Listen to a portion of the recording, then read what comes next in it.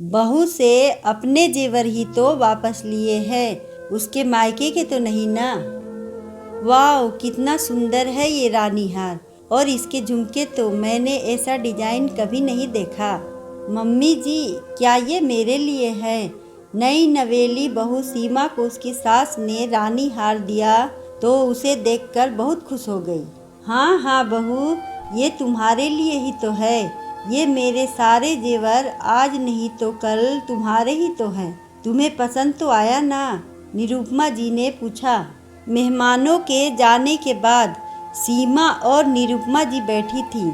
अभी निरुपमा जी की ननद वापस नहीं गई थी, तो वो भी वहीं बैठकर चाय की चुस्कियां ले रही थी। वो भी मुस्कुराकर बोली, बहू, ये तो इस घर की परंपरा है ही, बहुओं को समय समय पर जेवर दे दिए जाएं। सीमा ने उठकर सास और बुआ जी के पैर छुए और रानी हार का वो डिब्बा अपने कमरे में रखने चली गई। 1-2 दिन बाद बुआ जी वापस अपने घर चली गई। उनके जाने के अगले दिन ही निरुपमा जी ने सीमा को बुलाया और कहा, बहू, वो जो जेवर मैंने तुम्हें दिए थे वो मुझे दे दो, मैं संभाल कर रख दूंगी। लेकिन मम्मी जी, आपने तो कहा था कि वो जेवर मेरे हैं। इतने सुंदर जेवर अपने हाथ से जाते देख सीमा को बहुत दुख हो रहा था। हाँ, तो वो इस घर के जेवर है। जब तुम्हें ज़रूरत हो तो मांग लेना, मैं दे दूंगी। अब नई नई बहू क्या बोलती। सीमा ने सारे गहने लाकर सासू माँ को दे दिए। जब भी सीमा को कहीं जाना होता तो वह सासू माँ से जेवर मांगती तो लाकर में रखा होने का बहाना बना देती। करीब 2 महीने बाद बुआ जी के बेटे की शादी थी। सीमा शादी में गई तो बुआ जी बोली, सीमा बहू, तुमने वो रानी हार क्यों नहीं पहना? उसे क्या तिजोरी में रखने के लिए दिया गया है? वो बुआ जी, मम्मी जी ने सारे जेवर वापस ले लिए हैं। लेकिन क्यों? वो तो भाभी ने तुम्हें दे दिए थे। तभी निरुपमा जी कमरे में आ गईं। भाभी, अगर आपको बहू से वो जेवर वापस लेने ही थे तो आपने उसे दिए ही क्यों थे? दीदी, मैंने अपने दिए हुए जेवर ही तो वापस लिए हैं। जो जेवर उसके मायके से उसे मिले वो तो मैंने हाथ भी नहीं लगाया। लेकिन आपने ऐसा किया ही क्यों? आपने उसके मन में उमंग क्यों भरी वो जेवर देकर? दीदी, बहू को अपनी तरफ से जेवर देने पड़ते हैं। सबके सामने दिखाना पड़ता है कि हमने बहू को कितने और कैसे जेवर दिए। अभी बहू इतने जेवरों की जिम्मेदारी निभाने लायक नहीं है। जेवर तो मेरे हैं, मैं जो चाहे करूं।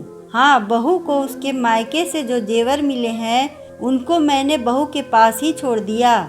लोग तो बहू से वो जेवर भी ले लेते हैं।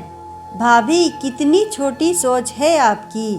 अगर आपको उसे जेवर देने ही नहीं थे तो आपको दिखावा भी नहीं करना चाहिए था। ननद की बात सुनकर भी निरुपमा जी को अपनी बात गलत नहीं लगी। उसके बाद भी वो यही करती रहीं। सीमा के जन्मदिन और एनिवर्सरी पर वो सबके सामने दिखाने के लिए कोई न कोई जेवर दे देती और फिर बाद में वापस ले लेती। कुछ समय बाद सीमा ने एक प्यारी सी बेटी को जन्म दिया। जब पीहू 1 साल की हुई तो निरुपमा जी पीहू के गले में सोने की चेन पहनाने लगी।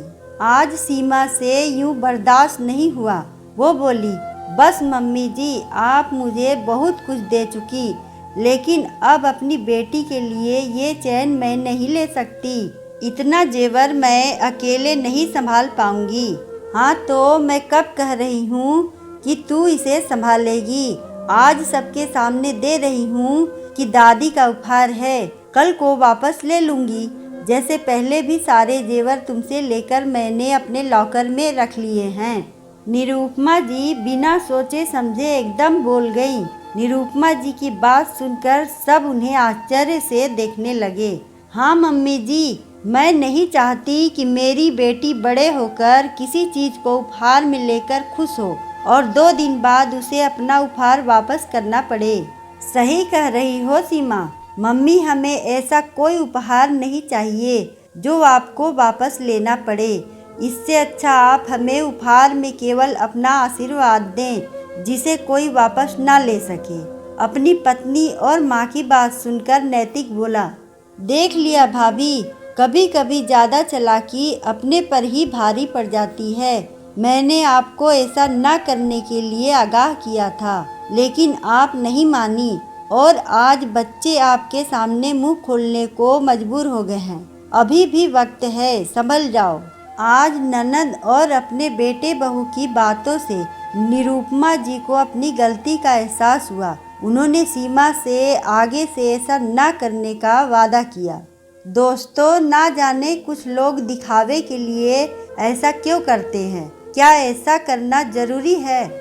अगर आपको हमारी छोटी सी कहानी अच्छी लगे तो वीडियो को लाइक करें, चैनल को सब्सक्राइब करें और कमेंट में बताएं कि आपको कहानी कैसी लगी। धन्यवाद।